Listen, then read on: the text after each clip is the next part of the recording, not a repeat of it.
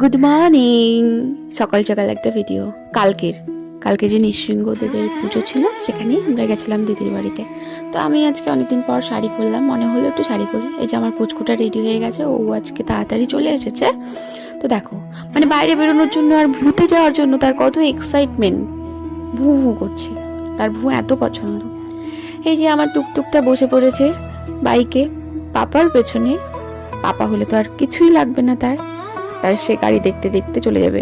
মানে বাইরে গেলে এত ইনোসেন্ট আর শান্ত বাচ্চা হয়ে যায় যে বলা বড়, মানে বোঝা বড় দায়। আমরা পৌঁছেও গেছি, পুজোর জোগাড় সব কমপ্লিট হয়ে গেছে। ঠাকুরমশাই এখনো আসেনি, তাই সবাই মিলে বসে গল্প করছে।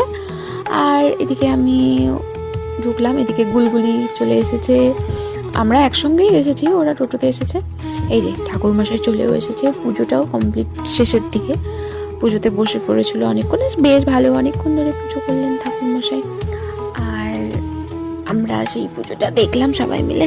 আর এদিকে দেখো ভয়েস ওভার করতে করতে বাবুতে এত দুষ্টু করছে, আর কি করব। এই সরি। এদিকে ঠাকুরমশাই আরতি মনে হয় করবে শেষের দিকেই প্রায় পুজোটা আমাদের। তো তাড়াতাড়ি করে পুজোটা দেখলাম। পুজো দেখতে বসে অনেকক্ষণ ধরে বেশ ভালোই লাগে বলো। এই যে আমার বাবুটাও এদিকে পুজো করে নিচ্ছে, আর এদিকে আমিও ঠাকুর একটু প্রণাম করে নিলাম। তারপর প্রণাম হয়ে গেলে প্রসাদ নেবার পালা। প্রসাদ খেতে কার না ভালো লাগে, সবারই ভালো লাগে।